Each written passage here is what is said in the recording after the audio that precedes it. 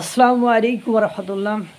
এনসিপির TV talk শোর superhero নেতা, সবচেয়ে টিভি টক শো করা তুষারকে নিয়ে এনসিপির নেতা নেত্রীরা আছে বিপাকে, এবং বিশেষ করে আপনারা সারিদিস আলম, হাসনাত আবদুল্লাহ, নাহিদ ইসলাম, হান্নান মাসুদকে আর মিডিয়ার সামনে দেখতে পারছেন না। মানে তুষারের অডিও কল ফাঁস হয়ে গেছে। প্রথম অডিও কল ফাঁসে সে লাগাতে চাইছে না, কি করছে। দ্বিতীয়বারে সে আবার বলছে যে আপনি এরকম না করে আপনি এইভাবে বলেন, আপনি আমাকে কেন ফাঁসি দেন, সেটাও ফাঁস হয়েছে।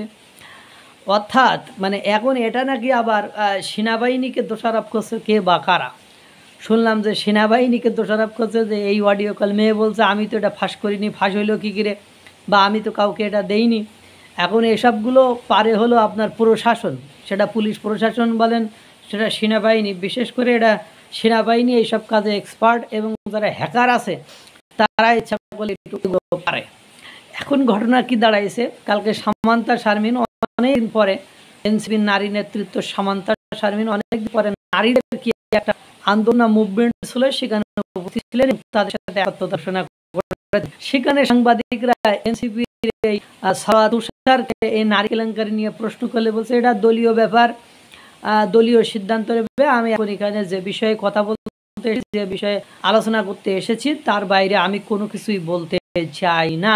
অর্থাৎ তিনি খুব সুকৌশলে বিষয়টা এড়িয়ে গেলেন। এখন সরোয়ার তুষারের রাজনৈতিক ক্যারিয়ারে ফুল স্টপ ইতিমধ্যে সে প্রথম দফায় তো ফাঁস হয়েছে লাগানোর কথা নিয়ে, দ্বিতীয় দফায় আপনার সে আবার তাকে বুঝতেছে আপনি এইভাবে মিডিয়ায় যে বিবৃতি দিয়ে করেন তা করেন, তাতে করে এটা সুস্পষ্ট হয়ে যায় যে সে এই অপকর্মটি করেছে। এবং আপনারা জানেন এর আগেও একাধিক নেতাকর্মীদের নামে এই ধরনের কর্মকাণ্ড ফাঁস হয়েছে, নগ্ন ছবি, নগ্ন ভিডিও আপনার ঝিনাইদাও হয়েছে, আপনারা জানেন।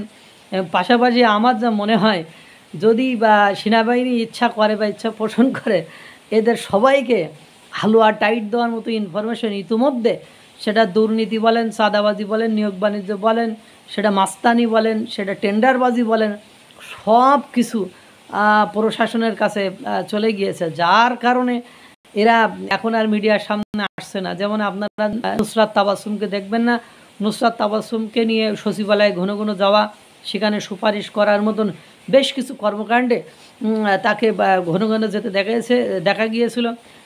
তারপর থেকে তাকে আর দেখা যাচ্ছে না। এরপরে এনসিপির অধিকাংশ রাফির মতো লোক, যে মানে চেহারা দেখলে যার স্যাপতালাই জন্য এরকম একটা অবস্থা, সে এখন মানে একটা হিরোইন বিয়ে করে, মনে করে হিরোইন মতো বউ বিয়ে করে সে হানিমন্টন করে ঘুরে বেড়াচ্ছে।